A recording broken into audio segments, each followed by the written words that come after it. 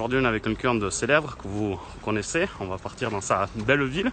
Qu'est-ce que vous avez à nous dire sur cette belle ville?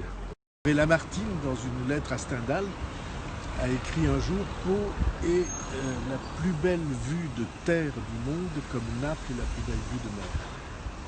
C'est Lamartine à Stendhal, hein, c'est pas n'importe qui. Aujourd'hui, j'ai la chance d'aller à Pau avec Steve de l'Office du Tourisme. Bonjour. Et il va nous faire découvrir toutes les beautés de cette ville qui est connue en particulier pour ce célèbre roi de France. Henri IV, c'est le roi le plus célèbre de France, c'est le Vert galant, 54 maîtresses, des enfants partout en France. Comme toi. Voilà, c'est ça, presque. Presque. Il a surtout rattaché le Béarn à la France, ou la France au Béarn d'ailleurs. Chacun choisira. On choisira. Alors ça, c'est le funiculaire qu'on vient de prendre. C'est l'héritage anglais, parce qu'au 19e, ils sont venus et ils ont laissé des parcs, des jardins, des maisons, le premier golfe du continent, des chevaux. C'est la maison du commandant des mousquetaires. Et elle a quelque chose de très très original, c'est qu'elle a un heurtoir avec un basset qui est fortement membré. Et quand on le caresse, eh bien, ça porte bonheur à ce qui paraît. Caresse. Ah, je fais que ça. Voilà, là tu vas avoir du bonheur. On part visiter le château d'Henri IV, c'est ici qu'il est né, en 1563.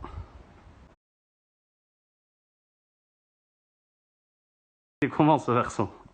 Eh bien, la réponse, c'est que le berceau d'Henri IV, c'était une carapace de tortue. On a une des plus belles collections en France des tapisseries des Gobelins. Et juste pour te donner une idée, pour faire 1 mètre carré de tapisserie, il faut une personne à temps complet pendant 1 an. Alors ici, c'est une cour en noyau de pêche, on appelle ça. Ce sont des galets, c'est les cailloux qu'on trouve dans le Gap de Pau, la rivière là.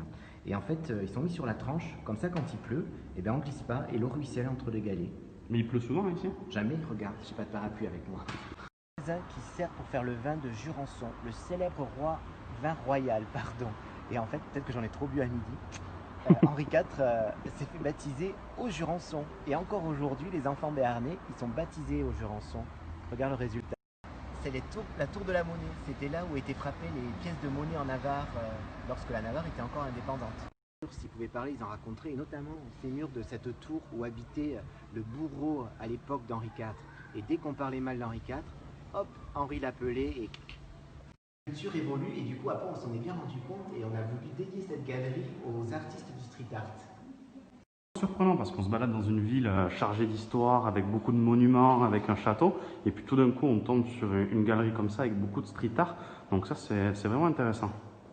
On sauve une ville sportive et ici c'est un bel exemple au stade des Eaux Vives parce qu'ils ont reconstitué des rivières artificielles et ce qui fait qu'il y a les sportifs qui peuvent venir s'entraîner ici, mais c'est aussi un endroit sympa pour que les familles viennent faire du rafting en toute sécurité.